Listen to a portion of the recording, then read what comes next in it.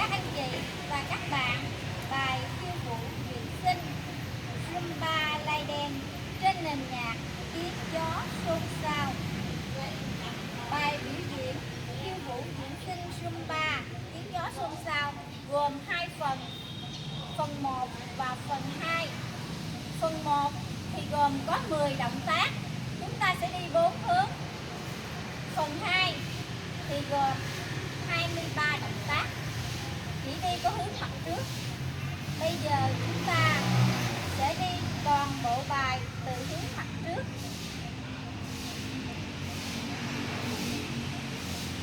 Chuẩn bị, bắt đầu.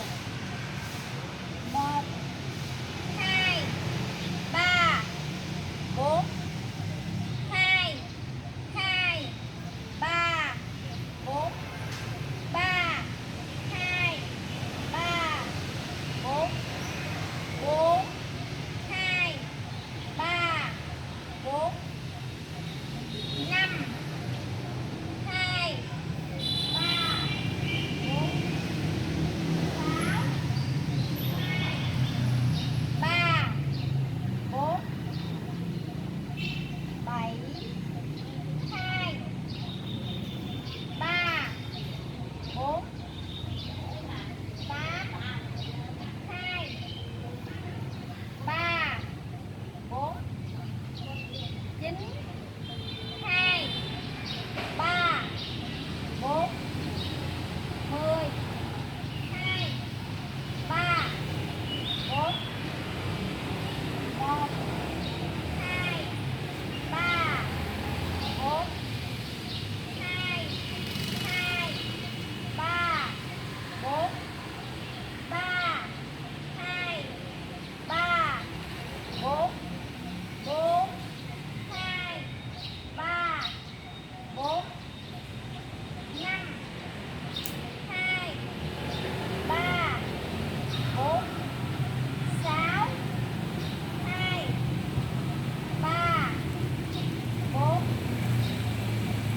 7 2 3 4 8 2 3 4 9 2 3 4 10 2 3 4 1 2 3 4 2 2 3 4 3 2 3 4 4 2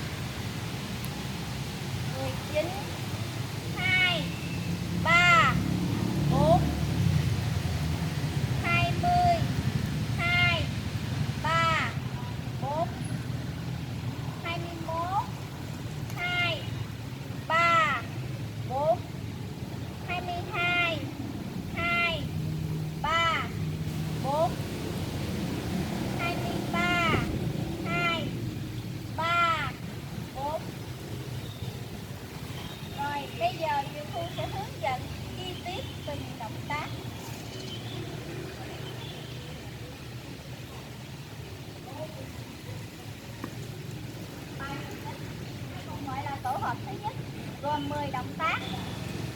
Động tác thứ nhất, chuẩn bị. Động tác thứ nhất,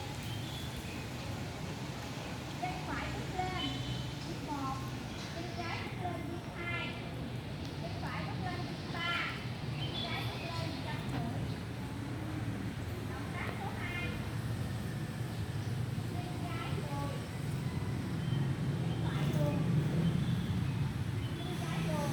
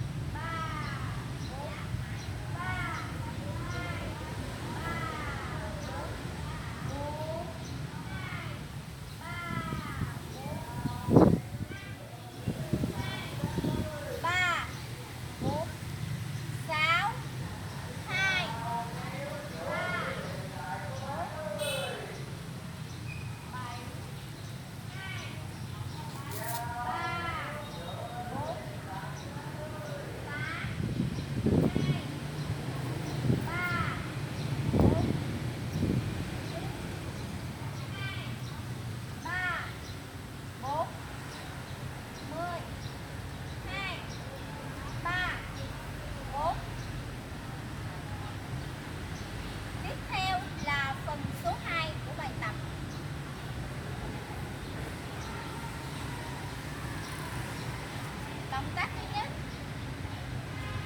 1 2 3 4.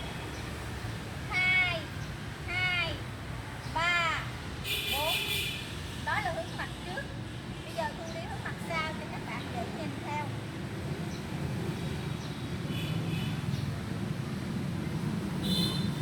Bài số 2 đây là tổ hợp số 2, động tác số 1 và động tác số 2.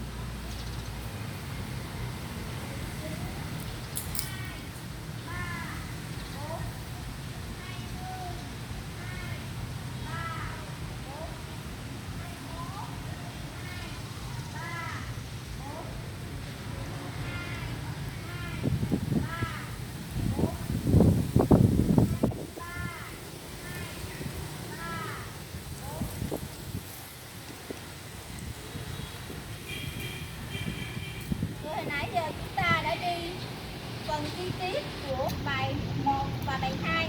Bây giờ chị Thu sẽ đi toàn bộ bài thực theo hướng mặt sau, tức là theo hướng bài tập đó, cho các bạn dễ ôn bài. Chuẩn bị, bắt đầu. 1, 2, 3, 4, 2, 2, 3, 4, 3, 2, 3, 4, 4, 2, 3, 4, 5, 2, 3, 4, 6, 2, 3, 4, 7, 2, 3, 4, 8, 2, 3, 4,